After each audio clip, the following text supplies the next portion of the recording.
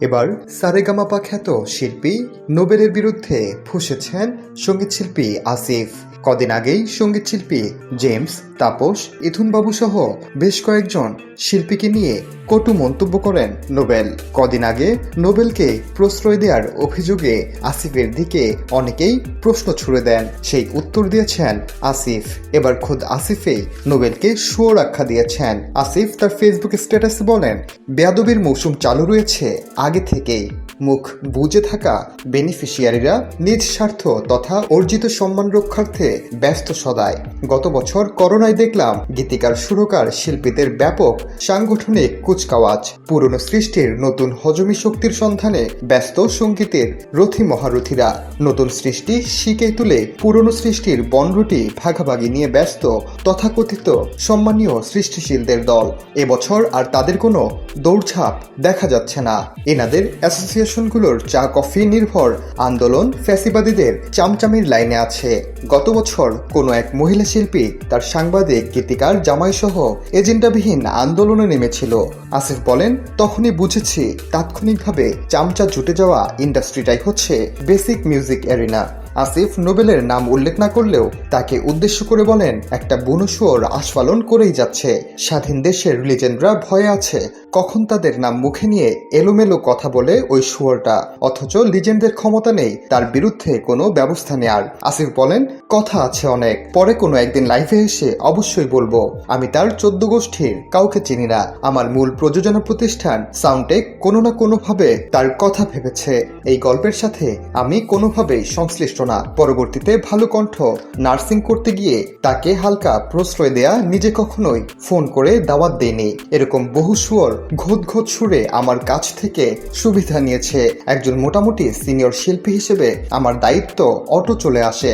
সঙ্গীতের মুরব্বীরা গোপনে গোপনে আলোচনা করতে ভালোবাসে। কোনো প্রাতিষ্ঠানিক সিদ্ধান্ত নেয়ার ক্ষমতা ওনারা আজও অর্জন করতে পারেননি। তারা মিডিয়া আর জাতির চোখে পুতু পবিত্র থাকতে চায়। আমি সঙ্গীতের বাইরের লোক হয়েও তাদের সাথে চলার চেষ্টা করেছি।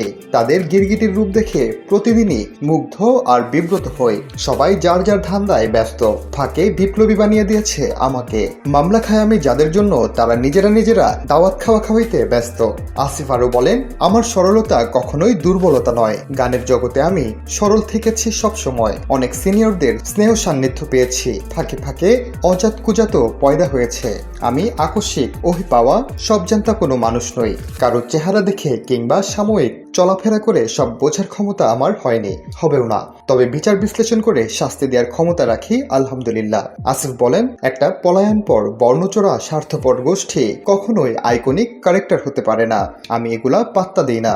সিস্টেমে তৈরি বুনো শুয়োরটা গায়ক, শিল্পী, সুরকার, গীতিকার কাউকেই ছেড়ে কথা বলেনি, অথচ তার বিরুদ্ধে কোনো ব্যবস্থা নেয়ার মতো যোগ্যতায় দেখাতে পারেনি এদেশের সম্মানিত ক্রিয়েটর গ্রুপ কিংবা তাহাদের সংশ্লিষ্ট কেউ। কিছু নেম ফেমধারী সিনিয়ররা এদেশে শুধুমাত্র পত্রিকা টিভির লেকচারার হিসেবেই রয়ে গেলেন। সুরের লোকেরা অসুরের ভয়ে তটস্থ হয়ে নিজেরাই এক একটা বাকহীন, বিচার বুদ্ধিহীন দানবে পরিণত হয়েছেন। আমি এখনো শুধুই একজন পর্যবেক্ষক। এই স্বার্থপরতার মূল্য এখন সবাইকে দিতে হচ্ছে। সামনে আসছে আরো কঠিন দিন। আগে দাঙ্গাবাজি ভালো লাগতো, এখন বয়স হয়েছে। আপাতত আইন পড়ছি, দেখছি কিভাবে এখনো 1860, 1923 সালের আইন হঠাৎ করে এই সময়ে ডিজিটাল হয়ে যাচ্ছে। এদেশের তথাকথিত গীতিকার, সুরকার, শিল্পী সমিতির অতি সম্মানিতদের মানি বা না মানি নিজেদের গোত্রের প্রতি নপুংসুক অবস্থান উপভোগ করছি। আমাকে যারা ভালোবাসেন তাদের প্রতি কৃতজ্ঞ।